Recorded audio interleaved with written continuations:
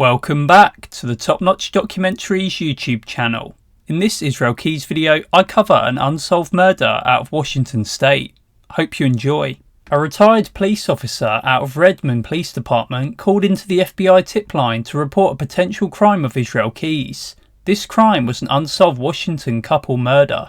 On the morning of June the 11th, 2006, Mary Cooper, aged 56, and her daughter, Susanna Stodden, aged 27, had left their home to go hiking at the Pinnacle Lake Trail, just east of Granite Falls. They were originally planning on going to a different trail, but somewhere along the way they had changed their minds. Mary and Susanna were both active and outdoorsy people. Mary worked as an elementary school librarian, and Susanna was soon to follow in her footsteps into education by working as a teaching intern. However, unexpected events would soon arrive that nobody would have ever predicted. Arriving at the trailhead in Mount Baker National Forest, they parked their 1997 purple Dodge Caravan and began their day out. They were last seen alive at 10 AM by other hikers along the trail. Later on that afternoon, hikers stumbled upon their bodies in plain view along the trail, and this was at 2:30 PM. When police arrived, they speculated at first that it could have been an animal ambush, but this was soon ruled out. The truth was much darker. Mary and Susanna had both been shot once in the head. The weapon used was a small .22 caliber pistol. According to Mary's husband, there were reports that body posing had been done, but that isn't confirmed. Signs of sexual assault were not present, but some of the women's clothing had been removed. And if you've read up on sexually motivated killers, then you know that many of them pose their victims and remove their clothing, but not all of them physically commit sexual assault. The hikers who had last seen Mary and Susanna alive had heard what they initially believed to have been thunder, but which actually turned out to be the sound of gunshots. As they walked back down the trail, they came upon the crime scene. Just who had murdered this mother and daughter? They had no known people who wanted to cause them harm, and by all accounts they weren't confrontational. Mary and Susanna were kind and caring. Many speculate a stranger-on-stranger attack, just given the case details.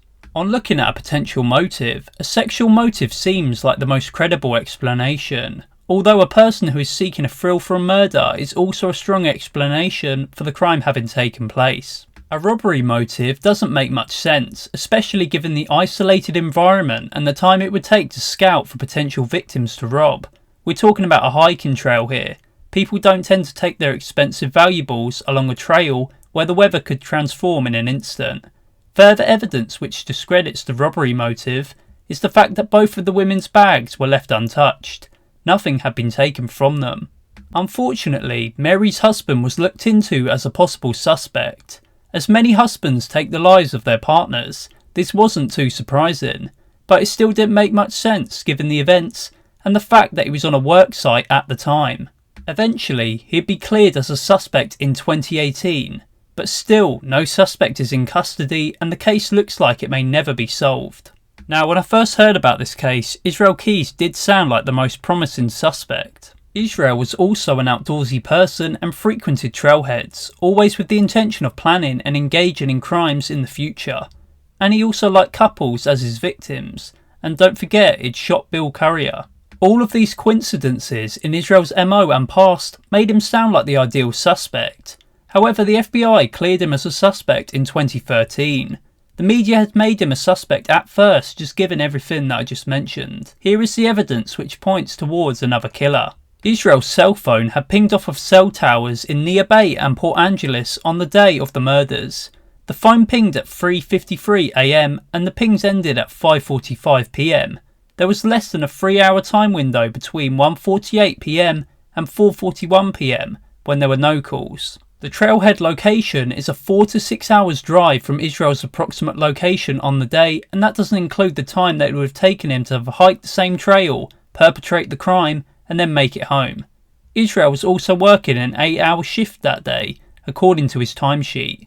And sure, he wasn't always truthful on the timesheet, but all of the evidence still points towards another killer, and that is even more terrifying. The murders sure sound random, but also planned out to some extent. It would appear like the killer waited along an isolated trail with his pistol and then ambushed the two defenceless women. Report discrepancies make certain information tough to verify. As Mary's husband mentioned, body posing may have been done. If true, this would really help to better understand who the culprit could be. A dangerous predator is still out there, and that makes you realise just how many people are out there looking to harm others whenever they travel. Hopefully, this case can be closed in the near future. Mary had 3 daughters, and those 2 women lost a mother and a sister. And Mary's husband was in the frame for the murders for years.